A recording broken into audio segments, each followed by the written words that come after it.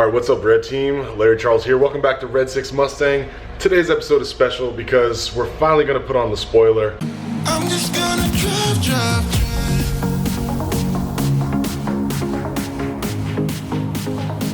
I thought I was gonna go with the Roush spoiler, just so you guys know, but the Roush spoiler attaches to the rear of the trunk, and I already have the factory spoiler, which means I already have holes drilled into the top. So this is already too long. Let's go do the install. All right, so first thing we gotta do obviously is open the box and get to that juicy spoiler goodness. Let's see if I can do this with one hand.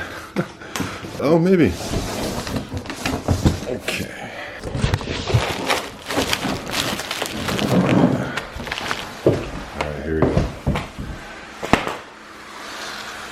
So the good thing here is the spoiler's already pre-painted. I'm just gonna take it outside, and they say in the install that you should use a heat gun to help remove the tape. I just moved to where I am now, and I don't have a hair dryer for obvious reasons. So I just did my old trick. I turned the car on about 7 minutes ago. It's been running heat full blast. I promise you, when you do it this way, your windows and your exterior body panels will be warm enough, so to speak. So we're gonna go out there and install. So here she is, already warming up. I'm gonna do the heat test. Oh yeah, that's warm. Now let me check the body panel back here. Yep, you can tell. So the key to getting this to work properly is I also fold down the seats. So when you fold down the seats, you have better airflow between the trunk where you want all your air going and the rest of the car. I still love that. Interior neon lights, probably one of my favorite mods. So first we gotta get these two rubber grommets off, and then you'll have access to the bolts for the spoiler one there. They look like they're 10 mils again. Pretty much all the stuff that I care about doing on this car so far has been 10 mil. Yeah, okay, cool. All right, so I can already tell that this is gonna be dangerous because there's a cavity inside of this hood, and if you can see, the bolt is that far in. So what I'm probably gonna do is I'm gonna get it as loose as I can, then tilt the trunk down like this to try to finish it off so that it falls into my hand and not into the trunk. But wish me luck, because I don't think this is magnetic, so this could be catastrophic. It worked. All right, so I just gotta do that one more time, and then we'll have the second side off. You know, I think it's less about it being hot where we are and more about it being just no airflow in this garage, and I'm out here trying to do work, and it's solid concrete. Anyway, long story short, so now we got the two bolts off. Just gotta pull this thing off and then scrub it down with some alcohol and put the new one on. All right, I think we got it. We can just, yeah, okay. Okay, cool. So for anybody who's doing this themselves, let me tell you that if there's any paint on the bolts, or on the, let me focus, any paint on the bolts or the screws that have to go in, it's gonna be a hassle and a half. Let me explain why. So, you've got to get all up under here and here with your hands, and the thing is, it's the same. So if you drop the screw right here, let me focus.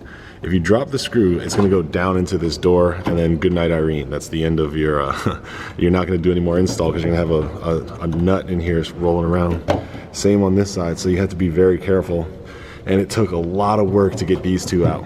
It was a pain in the ass, but now the hard work is done because I can hand thread those.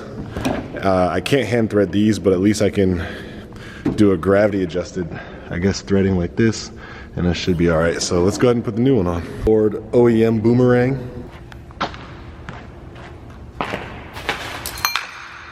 Same time I do.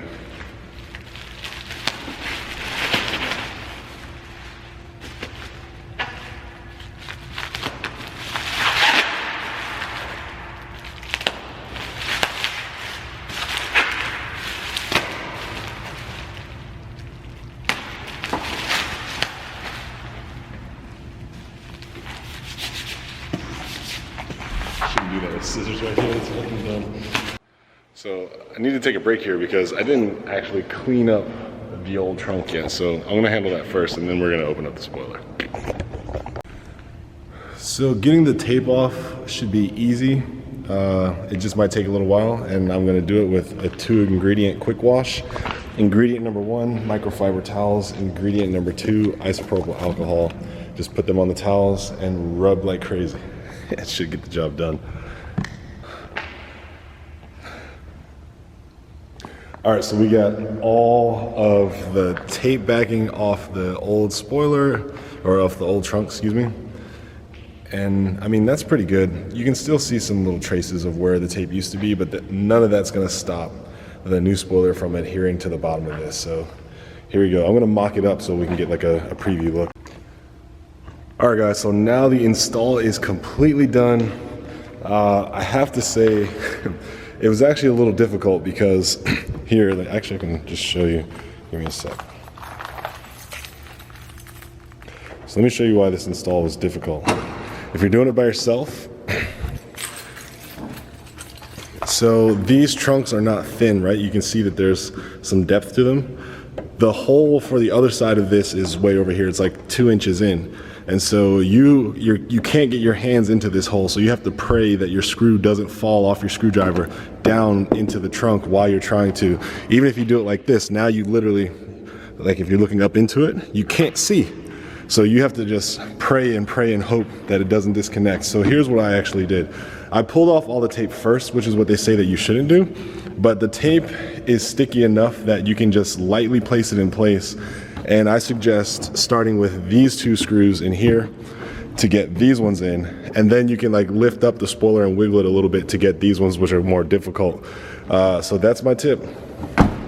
But yeah, it's in, it's done. My rear end is finally looking more aggressive. I actually really like it from this angle more than any other angle. I like that aggressive kind of duck tail shape. It's not like a ducktail spoiler, but you know, I just love that shape right there. So now that the spoiler is on, I can finally address if I'm going to remove the hood, make it red, and then do black stripes like my old one, because that's the look that I've always loved. But there's a lot of people on Instagram who have the red car with black stripes. So putting it back on me, gotta clean up this mess, clean up myself. I still gotta go to the gym, but other than that, install's done. I did it completely by myself. I didn't drop a screw, I didn't drop a nut, I didn't drop any of my tools, so I safely made it through it, but like the whole time I was stressed that I was gonna do one of those things and you know, it'd be unrecoverable because I don't have any magnetic devices to like pull any of that out. But it's another successful install Red 6 Mustang project. We're coming along, guys. If I were to take a guess, because I want to do power adders, I would say, oh, actually, no. I've got the headers and I've got the X-pipe in storage, so that should be the next install. I'm just going to go to a muffler shop and get those done. Then once that's done, I think the next thing I absolutely have to do is get the one-piece aluminum drive shaft in there so that I don't have to worry about, you know, that thing snapping. More so than that, also I can safely remove the speed governor so that I can, you know, take this thing up to 140, 150 miles per hour at a track. But yeah, I think regardless of any of that, I do want to get this vehicle tuned, and I'm not going to tune it until I get the one-piece drive shaft. So I guess that's where it is for today. Thanks for being a part of this project. Thanks for helping me by just showing up, showing some support. Thumbs up if you like what I'm doing. Subscribe if you want to see more. Until then, peace out, folks. One last look.